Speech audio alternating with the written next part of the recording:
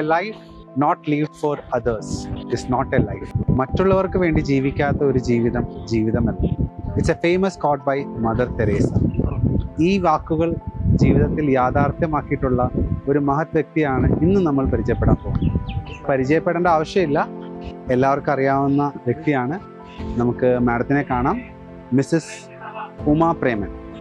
ഒരു സോഷ്യൽ റിഫോമറായിട്ടുള്ള ഉമാ പ്രേമൻ അട്ടപ്പാടിയിലെ ജനങ്ങൾക്കും പ്രത്യേകിച്ച് അവിടുത്തെ കുഞ്ഞുങ്ങൾക്ക് ഒരു മെച്ചപ്പെട്ട ജീവിതം നൽകുവാൻ വേണ്ടി സ്വന്തം ജീവിതം മാറ്റിവെച്ചിട്ടുള്ള വ്യക്തിയാണ്.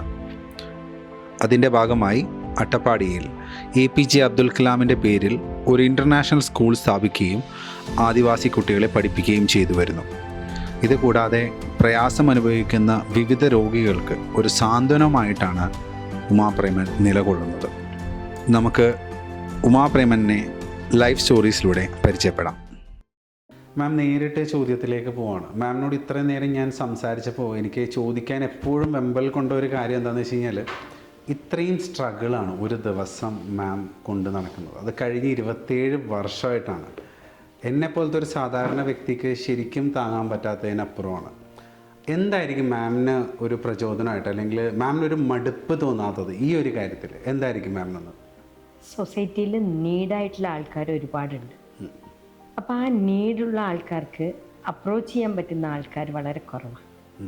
വീട് ആവശ്യമുള്ളവരുണ്ട്, മക്കളുടെ വിദ്യാഭ്യാസം ആവശ്യമുള്ളവരുണ്ട്, അതേപോലെ ചികിത്സ ആവശ്യമുള്ളവരുണ്ട്. ഒരുപാട് കാര്യങ്ങൾ പലർക്കും നീഡ്സ് ഉണ്ട്. എല്ലാ നീഡും അവർക്ക് പുറത്തുനിന്ന് സപ്പോർട്ട് കിട്ടാൻ ബുദ്ധിമുട്ടാണ്. സർക്കാരിൻ്റെ സപ്പോർട്ട് ചിലവർക്ക് കിട്ടും, പല കാരണം കൊണ്ടും പലർക്കും കിട്ടില്ല. അപ്പോൾ ഈ നീഡ്സ് ഉള്ള ആളുകൾ കാണുമ്പോൾ ജന്മനാ നമ്മുടെ ഉള്ളിൽ ഈ സോഷ്യൽ റിഫോമിങ് ഉള്ളതുകൊണ്ടായിരിക്കാം മടുപ്പ് തോന്നാത്തത്. ഇതല്ലെങ്കിൽ പിന്നെ ഒരു പ്രതിഫലമൊന്നും പ്രതീക്ഷിക്കുന്നില്ല. ഇവർ നാളെ വലുതാവും, ഇവർ നമ്മളെക്കുറിച്ച് ഇങ്ങനെ പറയും, നമ്മൾ വീട് വെച്ച ആൾക്കാർ മറക്കാതെ നമ്മളെ ഇരിക്കും. അതൊന്നും നമുക്ക് അങ്ങനെ എക്സ്പെക്റ്റേഷൻ ഉള്ള ഒരു കാര്യം പെട്ടെന്ന് മടുക്കും കിട്ടാതാവുമ്പോൾ. എക്സ്പെക്റ്റേഷൻ ഇല്ലാതെ എന്തെങ്കിലും ചെയ്തു നോക്കൂ, ലൈഫ് ലോങ് ചെയ്യാൻ പറ്റും. അതാണ് എൻ്റെ കാരണം. എക്സ്പെക്റ്റേഷൻ എന്ന് പറഞ്ഞപ്പോഴാണ് ആക്ച്വലി അതും ഒരു ചോദ്യമായിട്ടുള്ളതാണ്. ഈ കാലത്ത് എക്സ്പെക്റ്റേഷൻ എന്ന് പറയുന്നത് ഒരുവിധപ്പെട്ട എല്ലാ ജനങ്ങൾക്കും ഉള്ള ഒരു കാര്യമാണ്. എക്സ്പെക്റ്റേഷൻ എന്ന് പറയുന്നത് അത് തന്നെയാണ് സന്തോഷവും സങ്കടവും ദേഷ്യവും ഒക്കെ ഉണ്ടാക്കുന്നത്. അതില്ലാതെ മാം ജീവിക്കുക എന്ന് പറഞ്ഞു കഴിഞ്ഞാൽ I just can imagine being a normal human being. I just can imagine. അപ്പോൾ ആ എക്സ്പെക്റ്റേഷൻ ഇല്ലാതെ എങ്ങനെ ഒരു മനുഷ്യന് ജീവിക്കാൻ സാധിക്കും? 1997 ഈ സ്ഥാപനം തുടങ്ങുമ്പോൾ നമ്മൾ വളരെ ചെറിയ പ്രായം, 26 വയസ്സ്. ആ സമയത്ത് നമുക്ക് എക്സ്പെക്റ്റേഷൻ ഉണ്ടായിരുന്നു, ഇതൊക്കെ കൊടുക്കാം, ഒരുപാട് ആൾക്കാരെ രക്ഷപ്പെടുത്താം, നമ്മുടെ ജീവിതം മറ്റുള്ളവർക്ക് മാതൃകയാക്കാം, അങ്ങനത്തെ എക്സ്പെക്റ്റേഷൻ. ബേസിക്കലി ഞാൻ ചെറുപ്പം തൊട്ട് ഒരു പ്രത്യേക രീതി, എൻ്റെ ജീവിതം കുറച്ച് കഷ്ടപ്പാടൊക്കെ നിറഞ്ഞതായിരുന്നു. ഫിനാൻഷ്യലി അല്ല, മെൻ്റലി.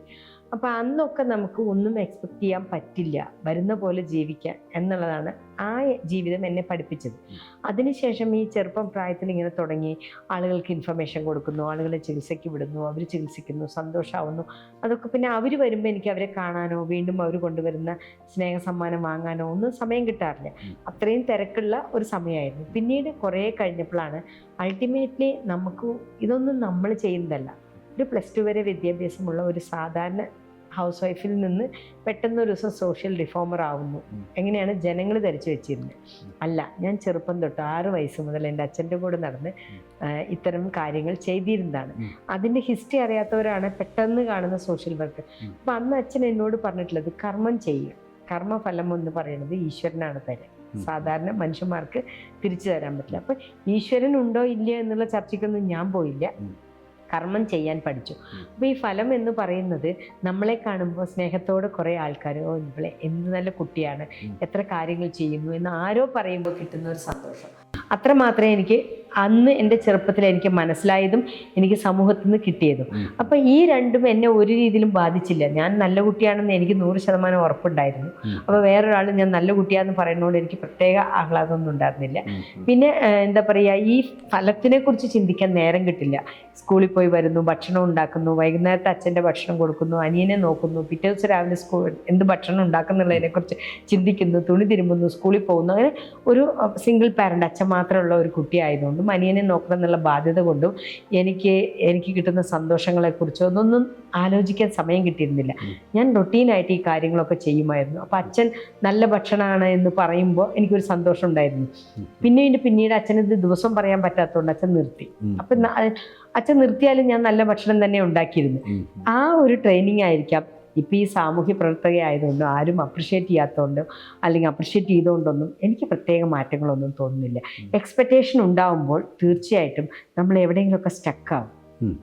ഇപ്പോൾ ഒരു സ്കൂൾ നടത്തിയാലും ശരി, ഹോസ്പിറ്റലാണെങ്കിലും ഡയാലിസിസ് പേഷ്യൻ്റ് ആണെങ്കിലും അതിലൊക്കെ ഒരു മനസ്സുണ്ടാക്കിയെടുക്കാൻ വർഷങ്ങളാവും. പെട്ടെന്നൊരു ദിവസമൊന്നും അങ്ങനെ ആവില്ല. ഇപ്പം എനിക്ക് ശരിക്കും നമ്മളൊരു ബുദ്ധനെയൊക്കെ ശരിക്കും പഠിച്ചൊരു സമയം, മനസ്സിലാക്കിയ സമയം. അദ്ദേഹം പറഞ്ഞ പോലെ ആഗ്രഹങ്ങളാണ് ദുഃഖങ്ങൾക്ക് കാരണം. അപ്പോൾ ആഗ്രഹങ്ങളെ മാറ്റി നിർത്തിയാൽ മനുഷ്യൻ സാധാരണ ജീവിക്കാൻ പറ്റും. ഞാൻ അതിലേക്ക് എത്തിയിട്ടുണ്ട്. അത് എൻ്റെ ഒരു ഭാഗ്യമായിട്ട് ഞാൻ കാണും. റിലീജിയസ് ബിലീഫ് എന്നുള്ള രീതിയിൽ സംസാരിക്കാനില്ല എന്ന് മാം പറഞ്ഞു. പക്ഷെ എന്നാലും ഒരു ചോദ്യം എന്നുള്ള രീതിയിൽ ദൈവത്തെക്കുറിച്ചും അല്ലെങ്കിൽ വിശ്വാസത്തെക്കുറിച്ചും മാമിൻ്റെ ഒരു മൈൻഡ് സെറ്റ് എന്താണ്? നമ്മുടെ ഉള്ളിലൊക്കെ ഒരു ശക്തിയുണ്ട്. അത് സ്ത്രീ ശക്തിയാണോ അല്ലെങ്കിൽ പുരുഷ ശക്തിയാണോ എന്നുള്ള ശക്തിയുണ്ട്. ഞാൻ എന്നെ ആദ്യം തിരിച്ചറിയണം. ഒരു സ്ത്രീയായ എനിക്ക് എന്തെല്ലാം ശക്തിയുണ്ട്. സ്കൈ ഈസ് മൈ ലിമിറ്റ് എന്നാണ് ഞാൻ പണ്ട് ചെറുപ്പത്തിൽ പറഞ്ഞിരുന്നത്. വാനമേ എല്ലൈ, ഭാരതിയാറിൻ്റെ വാനമേ എല്ലൈ. അപ്പോൾ ഈ വാനമേ എല്ലൈ എന്ന് പറയുമ്പോൾ ഞാൻ വീട്ടിലിരുന്ന് അങ്ങനെ മാത്രം പറഞ്ഞാൽ പറ്റുമോ? അപ്പം എൻ്റെ ഉള്ളിൽ എന്ത് ശക്തിയുണ്ട്. അന്ന് എനിക്ക് മനസ്സിലായി, എനിക്ക് നന്നായി സംസാരിക്കാൻ കഴിയും, എനിക്കൊരാളെ ആശ്വസിപ്പിക്കാൻ കഴിയും. ഞാൻ സ്കൂളിലേക്ക് ബസ് കയറാൻ പോകുമ്പോൾ, നടന്നു പോകുന്ന പ്രായത്തിൽ നടന്നു പോകുമ്പോൾ എല്ലാ വീടുകളിലും കാണുന്ന ആൾക്കാർ നല്ല ഇരിക്കീങ്ങളാ, സാപ്പിട്ടീങ്ങളാ എന്നൊക്കെ ചോദിക്കും. അപ്പോൾ അവർ പറയും, நல்லா இருக்கேம்மா, முடியலடா உமா, உடம்பு சரியில்லை എന്നൊക്കെ. ഡോക്ടറെ பார்த்துக்கங்க, ശരി ഞാൻ പോരാ, എங்கள் അപ്പാട്ട് ചൊല്ലി മരുന്ന് വാങ്ങിത്തരാം എന്ന് പറഞ്ഞ് ഞാൻ പോകും. അത് അയാൾക്കൊരു വലിയ ആശ്വാസമായിരുന്നു. ഞാൻ അങ്ങനെ പറയുന്നതും എൻ്റെ അച്ഛനോട് പറഞ്ഞ് മരുന്ന് മേടിച്ചു കൊടുക്കാന്നാണ് ഞാൻ പറഞ്ഞിട്ടുള്ളത്.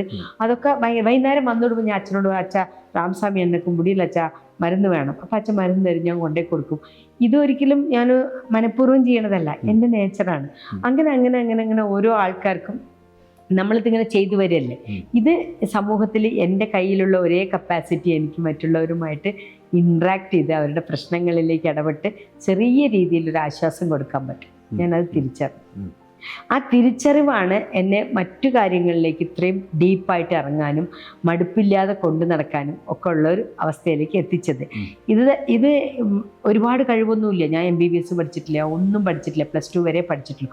എൻ്റെ വിദ്യാഭ്യാസം കൊണ്ട് ഈ സമൂഹത്തിന് എന്തെല്ലാം ചെയ്യാൻ പറ്റും ആലോചിച്ചു. 24/7 എന്നുള്ള പോലെ പ്രവർത്തിച്ചു. അങ്ങനെയാണ് ഇപ്പം എന്തെങ്കിലുമൊക്കെ ആയിട്ടുണ്ടെങ്കിൽ അതാണ്. അപ്പോൾ ഇതിന് റിലീജിയസ് ആയിട്ട് ബന്ധമെന്ന് പറയണത്, കർമ്മം ചെയ്താൽ ഫലം ദൈവമാ തരിക എന്ന് പറഞ്ഞപ്പോൾ ആ ദൈവം എപ്പോഴെങ്കിലും തരും എന്നുള്ള വിശ്വാസം ഉണ്ടായിരുന്നു. എൻ്റെ വീട്ടിലൊരു ദൈവത്തിൻ്റെ ഫോട്ടോയും ഉണ്ടായിരുന്നില്ല. അപ്പം ഞാൻ അച്ഛനോട് ചോദിച്ചു, എനിക്ക് കണക്കിൽ മാർക്ക് വളരെ കുറവാണ്, അപ്പം ദൈവത്തോട് പ്രാർത്ഥിച്ചാൽ കിട്ടുമെന്ന് പറയുന്നു.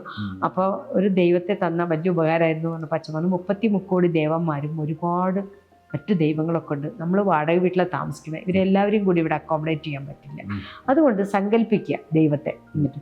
അപ്പം ഞാൻ ഓരോ ദിവസം ഓരോരുത്തരെ വെച്ച് സങ്കല്പിച്ചൊക്കെ നോക്കി. എന്ത് പറഞ്ഞാലും അടി കിട്ടുന്ന ഒരു സമയമായിരുന്നു. മാത്സ് വളരെ മോശമായിരുന്നു.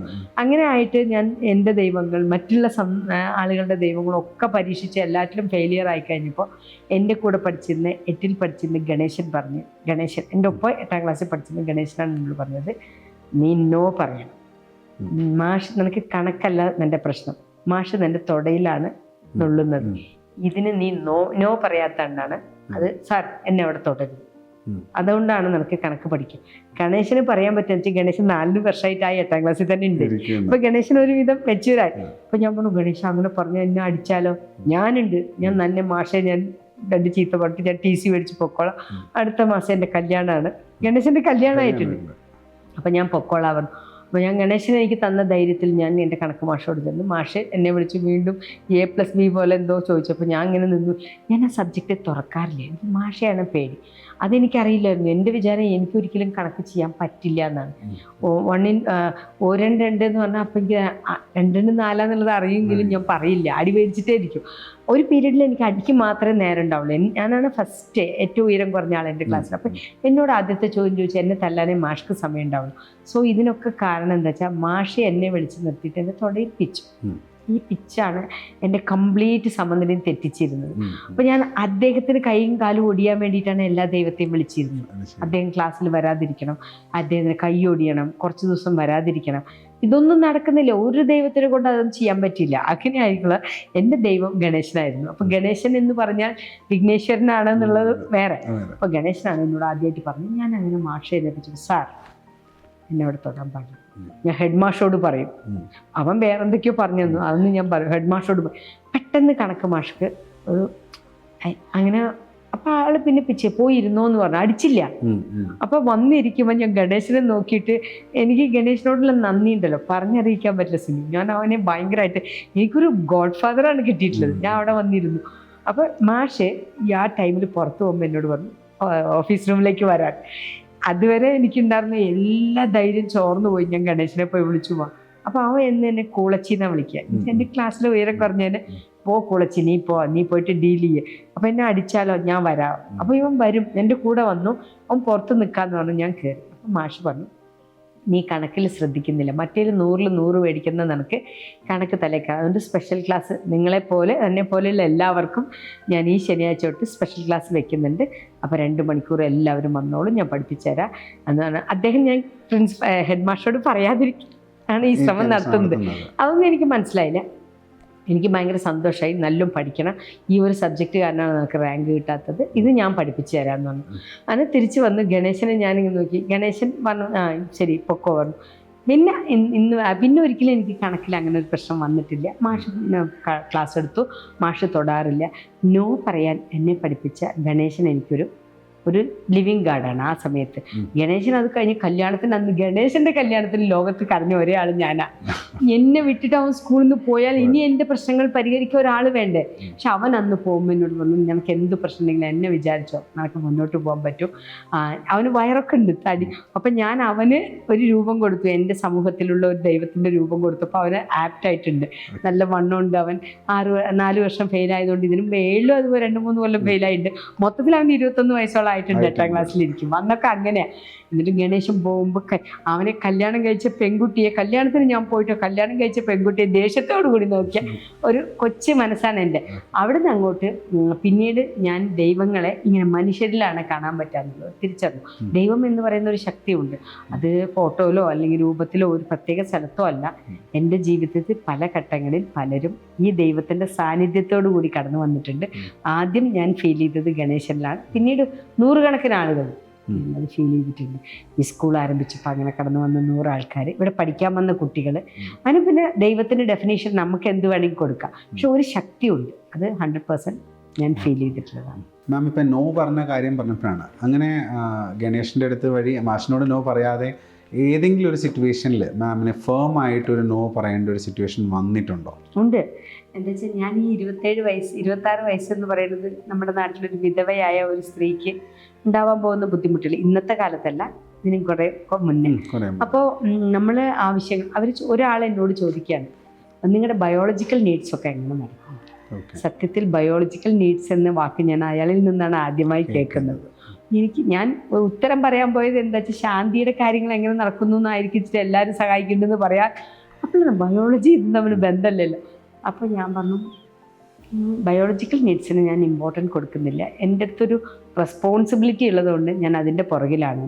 അപ്പോൾ ആൾ പറഞ്ഞു നിങ്ങൾ ഇതൊക്കെ ചെയ്യുന്നതുകൊണ്ട് അൾട്ടിമേറ്റ്ലി പ്രത്യേക ഗുണമൊന്നും ഉണ്ടാവാൻ പോകില്ല, ആരും നിങ്ങളെ ഓർക്കാൻ പോകുന്നില്ല, നിങ്ങളുടെ യൗവനം നിങ്ങളിങ്ങനെ കളയേണ്ടതല്ല, എൻ്റെ കൂടെ വരും, ഞാൻ സിംഗപ്പൂരോ എവിടെയെങ്കിലും പോകാം, നിങ്ങൾക്ക് നിങ്ങളുടെ ലൈഫ് എൻജോയ് ചെയ്യാം, ആരും അറിയില്ല. അപ്പം ഞാൻ അദ്ദേഹം എന്നെ എല്ലാ വർഷവും 1 ലക്ഷം രൂപ വെച്ച് സഹായിച്ചുകൊണ്ടിരുന്ന വ്യക്തി. എല്ലാ വർഷവും ഖത്തറിൽ പോകുമ്പോൾ അദ്ദേഹത്തെ പോയി കണ്ട 1 ലക്ഷം. ആളിത് പറഞ്ഞപ്പോൾ ഞാൻ പറഞ്ഞു സോറി സാർ, ഞാൻ പ്രോസ്റ്റിറ്റ്യൂഷൻ ചെയ്യാൻ ആഗ്രഹിക്കുന്നില്ല. അങ്ങനെ ഒരു പ്രോസ്റ്റിറ്റ്യൂഷൻ ചെയ്യണമെങ്കിൽ ഇത്രയൊന്നും കഷ്ടപ്പാടില്ല. അതുകൊണ്ട് എനിക്ക് നോ എന്ന് ഉറക്കെ നിങ്ങളോട് പറയാനാണ് ഞാൻ ആഗ്രഹിക്കുന്നത്. അടുത്ത പ്രാവശ്യം തൊട്ട് ഈ പ്രാവശ്യം തൊട്ട് നിങ്ങളുടെ ഫണ്ട് എനിക്ക് വേണ്ട, ഗുഡ് ബൈ പറഞ്ഞു പോകും. അത് ഇന്നും എന്നും ആരോടാണെങ്കിലും ഞാൻ പറയും. പലരും അത് കേൾക്കുമ്പോൾ നമ്മൾ ഭയങ്കര അഹങ്കാരി എന്നൊക്കെ വിചാരിക്കും. അഹങ്കാരമൊന്നുമല്ല, താൻ ചത്ത് മീൻ പിടിക്കാൻ ഞാൻ ഉദ്ദേശിക്കുന്നത്. എനിക്ക് എൻ്റേതായിട്ടുള്ള വഴികളുണ്ട്, അതിലൂടെ സഞ്ചരിക്കാൻ. എന്നെ ചുറ്റും ഞാനൊരു ചെറിയ ബൗണ്ടറി ഒക്കെ ഉണ്ടാക്കിയിട്ടുണ്ട്. അത് മറ്റുള്ളവരെ ബാധിക്കാത്ത രീതിയിൽ. ഞാൻ ഒരു വിവാഹം കഴിച്ച ആകാശം ഒന്നും ഇടിഞ്ഞു വീഴുന്നു, പക്ഷെ അത് വേണ്ടാന്ന് വെച്ച് ഇതൊക്കെ ചെയ്യുന്നത് എൻ്റെ ഹാപ്പിനെസ്സിൻ്റെ ഒരു ഭാഗമായിട്ടാണ്. അപ്പം നോ പറയേണ്ടി വരും. ഇതുപോലെ ഒരവസരം എന്നല്ല, സെൻട്രൽ ഗവൺമെൻറ് എന്നുള്ള ഒരാളോട് അങ്ങനെ പല ആൾക്കാരോടും പല സാഹചര്യത്തിലും നോ എന്ന് പറഞ്ഞിട്ടുണ്ട്. മാം, ഈ നോ എന്ന് പറയുമ്പോൾ ഡെഫിനറ്റ്ലി ഇപ്പോൾ മാം പറഞ്ഞ ഒരു ടോപ്പിക് ഉണ്ട്, അതുമായി ബന്ധപ്പെടുന്നതാണ്. ഒരു സ്ത്രീ എന്നുള്ള രീതിയിൽ ഇപ്പോഴത്തെ സമൂഹം വരെ നേരിട്ടുകൊണ്ടിരിക്കുന്ന ഒരു മേജർ പ്രോബ്ലം തന്നെയാണ്. ഒരു പുരുഷൻ്റെ അടുത്തു നിന്നാണെങ്കിലും ഈവൻ സ്ത്രീകളുടെ അടുത്തു നിന്നാണെങ്കിലും ആ ഒരു സിറ്റുവേഷനിൽ മാത്രമാണോ, അതല്ലാതെ മാം ഈ ഒരു സോഷ്യൽ റിഫോർമേഷൻ്റെ ഭാഗമായിട്ട് ചില ഡിസിഷൻ എടുക്കുന്ന സമയത്ത് ആ ഒരു ഘട്ടത്തിലും നോ പറയേണ്ട ഒരു ആവശ്യം? നോ വരും. ഇപ്പം നമ്മുടെ അടുത്ത് ജോലി ചെയ്യുന്ന ഒരു പെൺകുട്ടിക്ക് ഏതെങ്കിലും ഒരു രീതിയിൽ അവരുടെ കോ വർക്കേഴ്സിന് എന്തെങ്കിലും ഒരു പ്രശ്നം വന്നിട്ടുണ്ടെങ്കിൽ നമ്മൾക്ക് എത്ര തന്നെ ഇഷ്ടമുള്ള സ്റ്റാഫാണെങ്കിലും നമ്മൾ അയാളെ പുറത്താക്കണം എന്നുള്ള ഡിസിഷൻ എടുത്താൽ തീർച്ചയായിട്ടും വിഷമിച്ചോട് കൂടിയിട്ടായാലെങ്കിലും നമ്മൾ ആ നോ പറഞ്ഞേ പറ്റുള്ളൂ. ഒരു ഗുഡ് ലീഡേഴ്സ് എന്ന് പറയുമ്പോൾ കൂടെ ജോലി ചെയ്യുന്ന ആളുകളോട് ചോദിക്കണം നമ്മൾ എങ്ങനെയാണ്. ആ ആളുകൾക്ക് എല്ലാവർക്കും നമ്മൾ എന്താ പറയുക, അപ്രോച്ച് ഈസി ആയിരിക്കണം. അവരുടെ പ്രശ്നങ്ങൾ പറഞ്ഞ സൊല്യൂഷൻ കിട്ടുന്നുള്ള വിശ്വാസം ഉണ്ടാവണം. അപ്പം ഞാൻ അതിനാണ് ശ്രമിക്കാറ്.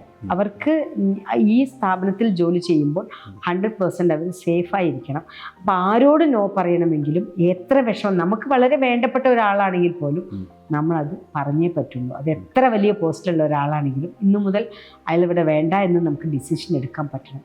ആ ഒരു സ്ട്രോങ് കപ്പാസിറ്റി നമ്മൾ ബിൽഡ് ചെയ്തെടുക്കണം. അല്ലെങ്കിൽ 27 വർഷം കൊണ്ടും 140-150 പേരെയും കൊണ്ട് പോകാൻ പറ്റില്ല. തീർച്ചയായിട്ടും കോൺട്രവേഴ്സി ഉണ്ടാക്കാതെ ദാറ്റ് ഈസ് വാട്ട്, അതാണ് ഏറ്റവും വലിയ ഇമ്പോർട്ടൻ്റ് എന്നുള്ളത്. ഇപ്പോഴും കോൺട്രവേഴ്സിക്കാണല്ലോ നമ്മുടെ സമൂഹം കൂടുതലും ഇമ്പോർട്ടൻസ് കൊടുക്കുന്നത്. മാം, നേരത്തെ ഗണേഷിൻ്റെ കാര്യം പറഞ്ഞപ്പോഴാണ് ഞാൻ ആലോചിച്ചത്, ഡിപ്പെൻഡൻസി എന്ന് പറയുന്നുണ്ടായിരുന്നു. കാരണം ഗണേഷിനുള്ളത് എനിക്കൊരു ധൈര്യമായിട്ട് തോന്നി മാഷിൻ്റെ അടുത്ത് പോകാമെന്നുള്ളത്. ഒരു ഡിപ്പെൻഡൻ്റ് ആവുക ഒരാൾക്ക്, അത് ഇറസ്പെക്റ്റീവ് ഓഫ് ജെൻഡർ, മെയിൽ ആണെങ്കിലും ഫീമെയിൽ ആണെങ്കിലും ഡിപ്പെൻഡൻസി, അതുകൊണ്ട് ഒരാളുടെ വ്യക്തിത്വം അല്ലെങ്കിൽ ഒരാളുടെ കാഴ്ചപ്പാട് കുറേയൊക്കെ മാറേണ്ടി വരും, ഇല്ലെങ്കിൽ അഡ്ജസ്റ്റ് ചെയ്യേണ്ടി വരും. അതിനോട് മാമിന് എന്താ പറയാനുള്ളത്, ആ ഡിപ്പെൻഡൻസി എന്ന് പറയുന്ന ഫാക്ടറിനോട്? ഗോഡ്സ് ഗ്രേസ് ആ ഫസ്റ്റ് ഡേ തന്നെ അവൻ പറഞ്ഞു ഡിപ്പെൻഡൻസി പറ്റില്ല എന്ന് പറഞ്ഞു ഗണേശൻ. അതുകൊണ്ട് എൻ്റെ കാര്യത്തിൽ ഞാൻ ഒറ്റയ്ക്ക് ഫൈറ്റ് ചെയ്യാൻ പഠിച്ചു. അവൻ എന്നെ അങ്ങോട്ട് പറഞ്ഞു വിട്ടേ പിന്നെ എൻ്റെ ഒരു കാര്യത്തിൽ ഇടപെട്ടില്ല. അതിനുശേഷം ഞാൻ എൻ്റെ പ്രശ്നങ്ങൾ പരിഹരിക്കും. പക്ഷെ നമ്മളുടെ അങ്ങനെയല്ല. അച്ഛനും അമ്മയും മക്കളുടെ പ്രശ്നങ്ങളിൽ മുഴുവൻ ഇടപെടും. ഒരു സിംഗിൾ പാരൻ്റ് അല്ലേ, സിംഗിൾ കുട്ടികളൊക്കെയാണ് ഇപ്പോൾ. അപ്പോൾ കുട്ടി സ്കൂളിൽ പോയിട്ട് ഒരു ചെറിയ കുട്ടിയുടെ വഴക്കുണ്ടായ ഇവരിടപെടും, അല്ലെങ്കിൽ ഒരു ടീച്ചറായിട്ടുള്ള ഒരു ഇഷ്യൂവിൽ ഇവരിടപെടും. അങ്ങനെ നമ്മുടെ എല്ലാ കാര്യത്തിലും ഇടപെട്ട് നമുക്കൊരു ഡിസിഷൻ മേക്കർ ആവാൻ ഒരു അവസരം തരാതെ, നമ്മളുടെ ഒരു ഒപ്പീനിയൻ നമുക്കൊരു സ്ട്രോങ് ആയിട്ട് പറയാൻ പറ്റാതെ ആക്കുന്ന പാരൻ്റാണ് ഏറ്റവും വലിയ ദ്രോഹം ആ കുട്ടിയോട് ചെയ്യുന്നത്. ലൈഫിൽ പ്രത്യേക ഡിസിഷൻ എടുക്കേണ്ടി വരുമ്പോൾ നമ്മളെ പലരും എടുത്തു തന്നാൽ കുറേ കഴിയുമ്പോൾ അവരൊന്നും ഇല്ലാതാവുമ്പോൾ നമ്മളെ കൊണ്ട് എടുക്കാൻ പറ്റില്ല. എല്ലാം നമ്മൾ ഇവിടെയൊക്കെ പഠിപ്പിക്കുന്നത് ഓരോ കുട്ടിക്കും ഇൻഡിവിജ്വാലിറ്റി. നീ ഒരു ഇൻഡിവിജ്വൽ പേഴ്സൺ ആണ്, നിനക്കൊരു ക്യാരക്ടറുണ്ട്, നിനക്കൊരു ഡിസിഷൻ മേക്കിങ്ങിനുള്ള കപ്പാസിറ്റി ഉണ്ട്. അത് നീ ബിൽഡ് ചെയ്തെടുക്കണം. നോ പറയുമ്പോൾ നോ പറയണം. ചെയ്യേണ്ട ജോലി നീ തന്നെ ചെയ്യേണ്ടത് നീ തന്നെ ചെയ്യണം. പ്രൈവറ്റ് സെക്രട്ടറിനെ വെച്ച് ചെയ്യാൻ പറ്റുന്ന കാര്യങ്ങളല്ല എല്ലാ കാര്യങ്ങളും. അങ്ങനെ നമ്മൾ അവരെ പഠിപ്പിക്കുന്നുണ്ട്. എല്ലാ കാര്യത്തിലും നമ്മൾ ഇൻവോൾവ് ചെയ്യണം. ഇപ്പം എന്നെ സംബന്ധിച്ചിടത്തോളം ഈ സ്കൂളിൽ വെജിറ്റബിൾ ഞാൻ പോയി മേടിക്കുന്നുണ്ട് എങ്കിൽ അപ്പം എൻ്റെ പ്രിൻസിപ്പൾ പറയും വെജിറ്റബിൾ മേടിക്കാൻ നിങ്ങൾ പോകണ്ട. ഞാൻ പറയുന്നത് മാർക്കറ്റിലെ ഏറ്റവും നല്ല വെജിറ്റബിൾ, അതേപോലെ അതിന് നമുക്ക് എത്ര രൂപയ്ക്ക് നമുക്ക് മേടിക്കാൻ പറ്റും? 100 രൂപ കൊടുത്ത് തക്കാളി മേടിക്കാൻ പറ്റില്ല. അപ്പോൾ ടൊമാറ്റോ റൈസ് കൊടുക്കുന്ന ദിവസത്തേക്ക് 20 കിലോ ടൊമാറ്റോ 100 രൂപ കൊടുത്ത് മേടിച്ച് ചെയ്യാൻ പറ്റില്ല. അപ്പോൾ ലെമൺ എന്താ വില വെച്ചിട്ട് ലെമൺ റൈസിലേക്ക് മാറണം വെച്ചാൽ ഞാൻ പോകണം. എല്ലാ ദിവസവും എനിക്ക് പോകാൻ പറ്റിയെന്ന് വരില്ല. അപ്പം നമ്മൾ അതിനൊരാളെ ട്രെയിൻ ചെയ്ത് വിട്ടിടണം. ആ ആള് പോകണം. അങ്ങനെ എല്ലാവർക്കും ട്രെയിനിങ് കൊടുക്കുകയും നമ്മൾക്ക് സമയമുള്ളപ്പോൾ നമ്മൾ ചെയ്തു കൊടുക്കുകയും അങ്ങനെയാണ് ചെയ്യണം. ഇത് ഉമാപ്രേമൻ ഉണ്ടെങ്കിലേ ചെയ്യാൻ പറ്റുന്ന ഇവിടെ ഒരു ജോലിയില്ല. എല്ലാവർക്കും ചെയ്യാം. മൈക്ക് ഓപ്പറേറ്റ് ചെയ്യണത് പിള്ളേരാണ്. മൈക്ക് ഓപ്പറേറ്റ് ചെയ്യണത് അവർക്ക് അറിഞ്ഞിരിക്കണം. എന്നുവെച്ചാൽ അവർക്കാണ് മൈക്കിൻ്റെ ആവശ്യം. ഞാൻ സ്പീച്ച് ചെയ്യാൻ പോകുമ്പോൾ അവർ മൈക്ക് എടുത്ത് തരും, എനിക്കതിൻ്റെ ആവശ്യമുള്ളൂ. അപ്പം മൈക്ക് ഓപ്പറേറ്റ് ചെയ്യാൻ പഠിപ്പിക്കുക. അങ്ങനെ ഇൻഡിവിജ്വാലിറ്റിയും അവരുടെ കപ്പാസിറ്റിയും കേപ്പബിലിറ്റിയും ഒക്കെ അവരെ പറഞ്ഞ് മനസ്സിലാക്കി ഓരോരുത്തർക്കും ഞാൻ എൻ്റെ കാര്യങ്ങൾ ചെയ്യാൻ പറ്റും. ഡിപ്പെൻഡ് ആവേണ്ട കാര്യങ്ങൾ ചിലതേ ഉള്ളൂ. ചില കാര്യങ്ങൾ ഡിപ്പെൻഡ് ആവണം ഈ പ്രായം വരെ. 1 മുതൽ 2 വയസ്സ് വരെ നടക്കാൻ, അല്ലെങ്കിൽ ജനിച്ചപ്പോൾ തൊട്ട് നടക്കാൻ ഡിപ്പെൻഡഡ് ആണ്, അല്ലെങ്കിൽ എടുത്തുകൊണ്ട് നടക്കണം എന്ന് പറയുന്ന പോലെ ഓരോ പ്രായത്തിലും ഫിനാൻഷ്യൽ ഡിപ്പെൻഡ്. ഇപ്പോൾ 14 വയസ്സ് എൻ്റെ മക്കൾക്കായി കഴിഞ്ഞാൽ ഞാൻ ഇതിന് മുന്നിൽ ഒരു ചെറിയ റെസ്റ്റോറൻറ്റ് ഉണ്ടാക്കി കൊടുക്കും. അവർക്കൊരു ഏണിങ്ങിന് വേണ്ടിയിട്ടാണ്, അവർ ജോലി ചെയ്യാനല്ല. അവർക്കൊരു ഏണിംഗ് വേണം. ഇപ്പോൾ അവർ കോഡിങ് പഠിക്കുന്നുണ്ട്, തീർച്ചയായിട്ടും അടുത്ത വർഷം തൊട്ട് അവർക്ക് സ്റ്റൈഫൻഡ് കിട്ടും. ഓക്കെ. അപ്പോൾ ഫിനാൻഷ്യൽ ഡിപ്പെൻഡൻസി ഏറ്റവും ആദ്യം പഠിപ്പിക്കും. ഫിനാൻഷ്യൽ ഡിപ്പെൻഡൻസി വന്നു കഴിഞ്ഞാൽ അതിൽ നിന്ന് മാറ്റിക്കഴിഞ്ഞാൽ, ഫിനാൻഷ്യൽ ഡിപ്പെൻഡൻസി ഇല്ലാതെ മാറ്റിക്കഴിഞ്ഞാൽ മറ്റതൊക്കെ തന്നെ വരും. ഈ ഫിനാൻഷ്യൽ എന്ന് പറയുന്നത് ഒരു വിഡോ ആവുന്ന ഒരു സ്ത്രീക്ക്, ഒരു എക്സാമ്പിൾ പറയാം, ഒരു വിഡോ ആവുന്ന സ്ത്രീക്ക് പെട്ടെന്ന് ഒരു ദിവസം വിഡോ ആവുമ്പോൾ കറണ്ട് ബില്ല് കെട്ടാൻ പോകാൻ അറിയില്ല, കുട്ടികളുടെ ഫീസ് കെട്ടാൻ പോകാൻ അറിയില്ല, അവിടെ അറിയില്ല, ഇവിടെ അറിയില്ല, ബാങ്കിൽ പോകാൻ അറിയില്ല എന്ന് പറഞ്ഞ് അവർ ഡിപ്പെൻഡ് ചെയ്യുന്ന ഒരു പുരുഷന് ഇവരുടെ കാര്യം എങ്ങനെയാണ് മനസ്സിലാക്കാൻ കഴിയുന്നത്? എല്ലാറ്റിനും ഞാൻ വേണം എന്ന് അയാൾക്ക് തോന്നിപ്പോയി കഴിഞ്ഞാൽ അതൊരു ഇമ്മോറലിലേക്ക് അവർ, ഈ സ്ത്രീക്ക് താല്പര്യമില്ലെങ്കിലും സൊസൈറ്റിയിൽ അതൊരു ഇമ്മോറലായിട്ട് കണക്കാക്കണം. അത് ആ കുട്ടിയുടെ, ആ സ്ത്രീയുടെ വളർന്നു വരുന്ന മക്കൾക്ക് ഒരു ലയബിലിറ്റിയാവും. സ്വന്തം അമ്മയെക്കുറിച്ച് മോശമായി ആളുകൾ പറയുന്നത്. അപ്പൊ അതിനെന്ത് ചെയ്യണം? ഓരോ സ്ത്രീയും ഓരോ പുരുഷനും, പുരുഷന്മാർക്ക് ഭാര്യ ഇല്ലെങ്കിൽ ഭക്ഷണം കഴിക്കാൻ പറ്റില്ല എന്നൊന്നുമില്ല, അവർക്കും ഉണ്ടാക്കാം. ഭാര്യ ഇല്ലെങ്കിൽ ക്ലോത്ത് വാഷ് ചെയ്യാൻ പറ്റില്ല, ഈ വാഷിംഗ് മെഷീനിൽ എടുത്തിരുന്നത് എത്ര നേരം വേണം, എന്താ വേണം നോക്കി വെച്ച കഴിഞ്ഞില്ലേ? തീർച്ചയായിട്ടും സിമ്പിളായിട്ട്. അപ്പൊ ഈ ആദ്യം തന്നെ ഇൻഡിവിജ്വൽ ആയിട്ട് എല്ലാ കാര്യങ്ങളും എല്ലാവരും ചെയ്യാൻ തയ്യാറാവും. അപ്പൊ തന്നെ ഡിപ്പെൻഡൻസി കുറയും. ഫിനാൻഷ്യൽ ഡിപ്പെൻഡൻസിക്ക് വേണ്ടിയിട്ടാണ് സസ്റ്റൈനബിലിറ്റി എന്ന് പറയുന്നത് എല്ലാവർക്കും ഡിഫറെൻ്റാണ്. എല്ലാവർക്കും. ഇപ്പൊ എൻ്റെ സസ്റ്റൈനബിലിറ്റി എന്ന് പറയുന്നത് ഞാൻ വർക്ക് ചെയ്യണം, തീർച്ചയായിട്ടും മകൻ വർക്ക് ചെയ്യണം, അങ്ങനെ ഇതിന് തയ്യാറല്ലാണ്ട് ആരെങ്കിലും ഒക്കെ ചെയ്തിട്ട് നമ്മൾ ജീവിക്കാം എന്ന് വിചാരിക്കുമ്പോൾ തീർച്ചയായിട്ടും മറ്റതും കൂടി കണക്റ്റഡ് ആണ്. മാം, ഈ ഫിനാൻഷ്യൽ സ്റ്റെബിലിറ്റി അല്ലെങ്കിൽ അതിൻ്റെ ഒരു ലിറ്ററസി എന്ന് പറഞ്ഞപ്പോഴാണ് ചോദ്യം ചോദിക്കാമോ എന്ന് എനിക്ക് അറിഞ്ഞൂടാ, ഞാൻ ചോദിക്കുകയാണ്, തെറ്റാണെങ്കിൽ പൊറുക്കാം. മാമിൻ്റെ വീഡിയോ ഞാൻ നേരത്തെ കണ്ടപ്പോൾ, മാമിൻ്റെ ആ ഒരു പാസ്റ്റ് ഞാൻ മനസ്സിലാക്കിയപ്പോൾ, ഹസ്ബൻഡ് മരണത്തിന് ശേഷം മകനായിട്ട് കാത്തു സൂക്ഷിച്ച് വെച്ച കുറച്ച് അസെറ്റ്സ് അല്ലെങ്കിൽ ഒരു വോളിയം ഉണ്ട്. ആ വോളിയത്തിൽ നിന്നാണ് മാം സ്റ്റാർട്ട് ചെയ്തത്. അതൊന്നും ആ ഫ്യൂച്ചർ പോലും ചിന്തിക്കാതെയാണ് മാം സൊസൈറ്റിക്ക് വേണ്ടിയിട്ട് ഇറങ്ങി തിരിച്ചത്. ശരിക്കും എൻ്റെ ഒരു ചിന്താഗതിയിൽ അങ്ങനെ ഒരു വോളിയം ഇല്ലാതിരുന്നുവെങ്കിൽ, അങ്ങനെ ഒരു സ്റ്റാർട്ടിങ് പോയിന്റ് മാമിന് കിട്ടിയില്ലായിരുന്നെങ്കിൽ ഇപ്പോൾ ഇരിക്കുന്ന ഉമാപ്രേമൻ എന്ന് പറയുന്ന മാഡം എങ്ങനെയായിരിക്കും, അല്ലെങ്കിൽ എവിടെയായിരിക്കും ആ ഒരു സിറ്റുവേഷൻ ഉണ്ടാകുന്നത്? 2 വർഷം ബെഗ് ചെയ്യാതെ ഈ സ്ഥാപനം നടത്തി എന്നുള്ളത് മാത്രമേ, അല്ലെങ്കിൽ ആദ്യമേ തുടക്കത്തിലെ ബെഗറായിരുന്നു. മറ്റുള്ളവരെ ഡിപ്പെൻഡ് ചെയ്തിട്ട് തന്നെയാണ് ഈ സ്ഥാപനം അപ്പോൾ തുടങ്ങിയിട്ടുണ്ടാവും. ഇത് നിർത്തില്ല. ഇതെന്താ വെച്ചാൽ ആ പൈസ കിട്ടിയപ്പോൾ കൂടുതൽ ആളുകൾക്ക് ഹാർട്ട് സർജറി, കിഡ്നി ട്രാൻസ്പ്ലാന്റേഷൻ ചെയ്യാൻ ഉപയോഗിച്ചു എന്നല്ലാതെ നമ്മൾ അതുകൊണ്ട് വേറെ പ്രത്യേകിച്ച് ഒന്നും ചെയ്യുന്നില്ല. സോ ഫണ്ട് ഇല്ലെങ്കിൽ അന്ന് ആ ഹാർട്ട് സർജറിക്കും പലരോടും പണം ചോദിക്കുമായിരുന്നു. ഇയാൾക്ക് ഹാർട്ട് സർജറി ചെയ്യണം, പ്രൈം മിനിസ്റ്റർ ഫണ്ടുണ്ട്, ചീഫ് മിനിസ്റ്റർ ഫണ്ടുണ്ട്, മറ്റ് ട്രസ്റ്റിൽ നിന്ന് ഫണ്ട് കിട്ടും, നിങ്ങൾ കൂടി സഹായിക്കണം എന്ന് പറഞ്ഞ് ഞാൻ വേറെയും കുറേ ആൾക്കാരുടെ അടുത്ത് പോകുമായിരുന്നു എന്നല്ലാതെ പ്രവർത്തനത്തിൽ വേറെ മാറ്റമൊന്നുമല്ല. 2 വർഷം ആ ഫണ്ട് കൊണ്ട് നമ്മൾക്ക് ചെയ്യാൻ പറ്റില്ല, അത് തീർന്നു പോയി. പിന്നെ നമ്മൾ അന്നോട്ട് ഡിപ്പെൻഡ് അല്ലേ. അപ്പൊ ഈ ഫിനാൻഷ്യൽ ഫ്രീഡം നമ്മൾ ഈ പറയുന്നത് വ്യക്തികൾക്കാണ്. ഒരു സ്ഥാപനത്തിന് എപ്പോഴും ഡിപ്പെൻഡൻസി ഉണ്ടാവും. അത് കോർപ്പറേറ്റിനെ ഡിപ്പെൻഡ് ചെയ്യേണ്ടി വരും, വ്യക്തികളെ ഡിപ്പെൻഡ് ചെയ്യേണ്ടി വരും, ട്രസ്റ്റുകളെ ഡിപ്പെൻഡ് ചെയ്യേണ്ടി വരും. അത് തീർച്ചയായിട്ടും അങ്ങനെ. അതൊന്നും ചെയ്തില്ലെങ്കിൽ ബിസിനസ് ചെയ്യേണ്ടി വരും. അപ്പൊ ബിസിനസ്മാൻ ആവേണ്ടി വരും. സ്ഥാപനം പോയിട്ട് ഒരു ബിസിനസ് വ്യക്തി ആവേണ്ടി വരും. എന്നെ കൊണ്ട് ഒരു ബിസിനസ് ചെയ്യാൻ പറ്റില്ല, അതിൽ ഞാൻ സക്സസ് ആവില്ല. അതിനുവേണ്ടി വേറൊരാളുടെ ഇൻവെസ്റ്റ്മെന്റ് നമുക്ക് എടുക്കാനും പറ്റില്ല. അതുകൊണ്ടാണ് അന്ന് ആ പൈസ ഉള്ളത് മറ്റുള്ളവർക്ക് കൊടുക്കണം എന്നുള്ള മനസ്സുണ്ടായിരുന്നല്ലോ. അന്ന് ആ പൈസ ഇല്ലെങ്കിലും മറ്റുള്ളവരുടെ കയ്യിൽ നിന്ന് മേടിച്ചു കൊടുക്കാനുള്ള മനസ്സ് എൻ്റെ കയ്യിലുണ്ടായിരുന്നു. മാം, ഈ അവയവ ദാനവുമായി ബന്ധപ്പെട്ടിട്ട് മാം പറഞ്ഞപ്പോഴാണ് ഈ ഓർഗൻ ഡൊണേഷൻ ശരിക്കും പറഞ്ഞു കഴിഞ്ഞാൽ റിസർച്ച് ചെയ്ത് നോക്കിക്കഴിഞ്ഞാൽ മറ്റുള്ള രാജ്യങ്ങളിൽ, ഫോറിൻ കൺട്രീസിലൊക്കെ നടക്കുന്നതിൻ്റെ കണക്ക് വെച്ച് നോക്കുമ്പോൾ നമ്മുടെ രാജ്യത്ത് അത് വളരെ കുറവാണ്. അത് മറ്റുള്ള ആളുകൾ അതിനെക്കുറിച്ച് എന്താണ് വിചാരിക്കുന്നതെന്ന് പോലുമാണ്. ചിലപ്പോൾ ഒരു റോഡ് ആക്സിഡൻറ്റിൽ വന്നാൽ പോലും ഒരു പർട്ടിക്കുലർ ടൈമിനുള്ളിലാണെങ്കിൽ നമുക്ക് ചിലപ്പോൾ ഒരു ഓർഗൻ ഡൊണേറ്റ് ചെയ്യാൻ പറ്റും. അപ്പോൾ അതിന് എത്രത്തോളം ബോധവൽക്കരണം ആവശ്യമുണ്ട്, അല്ലെങ്കിൽ അത് ആവശ്യമുണ്ടോ മാം? അതെന്തെങ്കിലും അങ്ങനെ ഒരു പ്ലാൻ എന്തെങ്കിലും ചെയ്യുന്നുണ്ടോ? പിന്നെ ഗവൺമെൻറ് ഇതുമായി ബന്ധപ്പെട്ടിട്ട് അതിനൊന്ന് പ്രൊമോട്ട് ചെയ്യാൻ എന്തെങ്കിലും ആക്ടിവിറ്റി ആയിട്ട് ചെയ്യുന്നുണ്ടോ? ബേസിക്കലി 98 ഞാൻ ആദ്യമായിട്ടൊരു കടാവർ ട്രാൻസ്പ്ലാന്റ് ചെയ്യുന്നത്. ബ്രെയിൻ ഡെത്തായ ഒരു പയ്യൻ്റെ 2 കിഡ്നിയും കണ്ണും 4 പേർക്ക് വെച്ചു കൊടുക്കാൻ വേണ്ടിയിട്ടുള്ള ഒരു ശ്രമം ചെയ്യുന്നത്. അന്നാണ് ഞാൻ ഇങ്ങനെയൊക്കെ പ്രശ്നമുണ്ട്, ഇത്രയും പേര് കിഡ്നി പേഷ്യൻസ് നമ്മുടെ നാട്ടിലുണ്ട് എന്നാണ്. അതിനുശേഷം 99 ഞാനൊരു കിഡ്നി ഡൊണേറ്റ് ചെയ്യുന്നത്. അത് ആ കുട്ടിക്ക് അച്ഛനും അമ്മയും മരിച്ചു പോയിരുന്നു. അമ്മയ്ക്ക് കിഡ്നി ഫെയിലിയർ ആയിരുന്നു.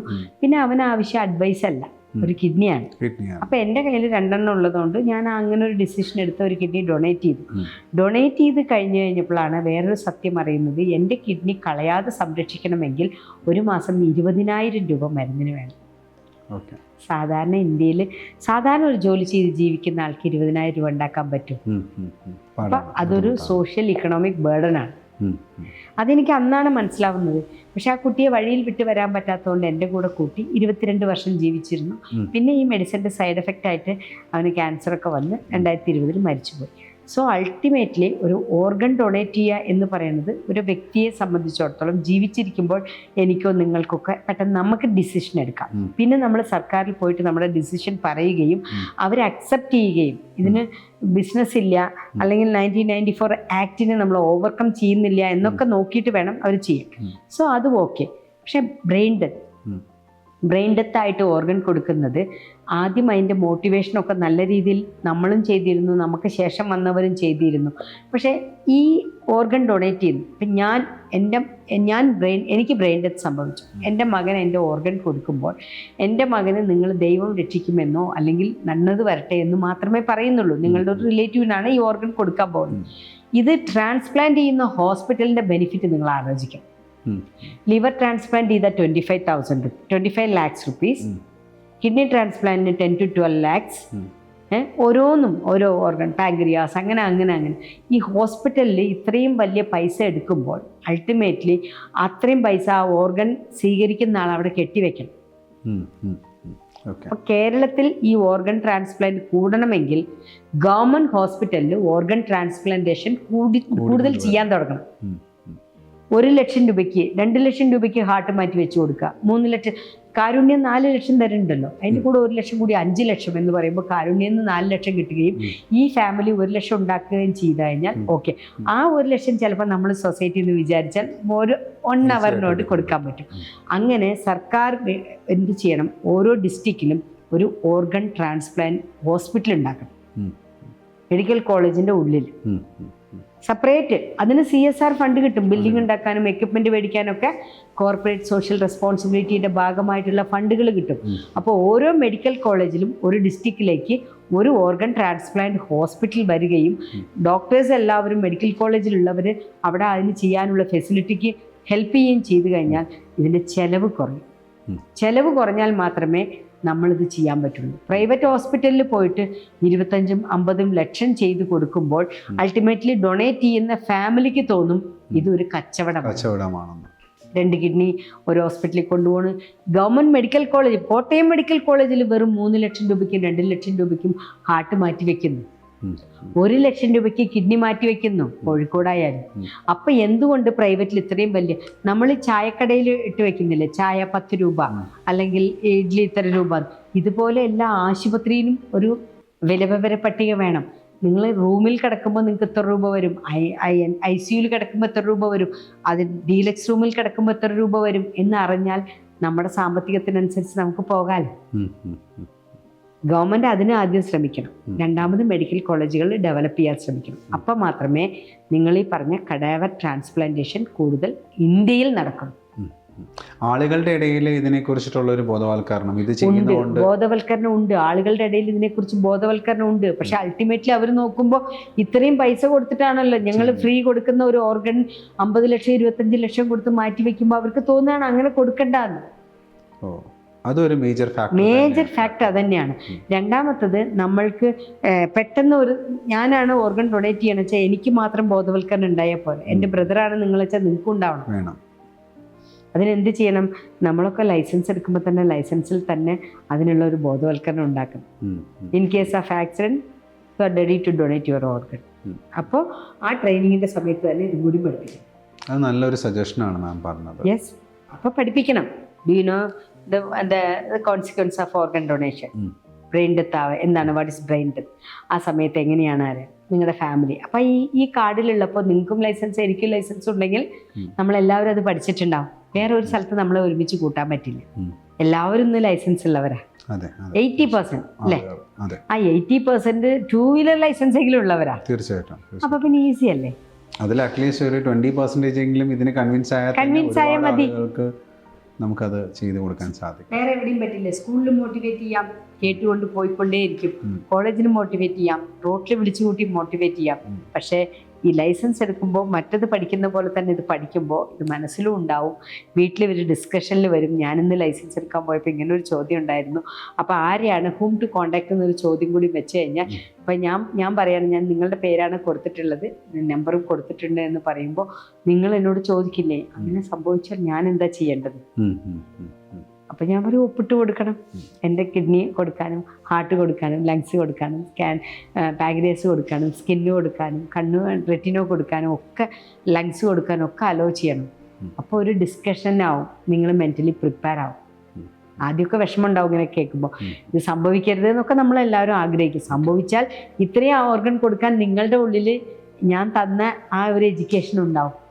അത് മതിയാവും വലിയൊരു തീരുമാനം എടുക്കാനായിട്ട്. എല്ലാവരും ജനിക്കുന്നു മരിക്കുന്നു, ഇടയിൽ ജീവിക്കുന്നില്ല പലരും. ഞാൻ ജീവിച്ച ഒരു വ്യക്തിയാണ്. ഊട്ടിയിലോ മൈസൂരോ പോയാലൊന്നും എനിക്ക് സന്തോഷം ഉണ്ടാവില്ല. എനിക്ക് എൻ്റെ കയ്യിലാണ്. എനിക്ക് ആ സന്തോഷം കുറയുന്നു തോന്നുമ്പോൾ ഞാൻ അത് കുറേശ്ശെ എടുത്തോണ്ടേയിരിക്കും.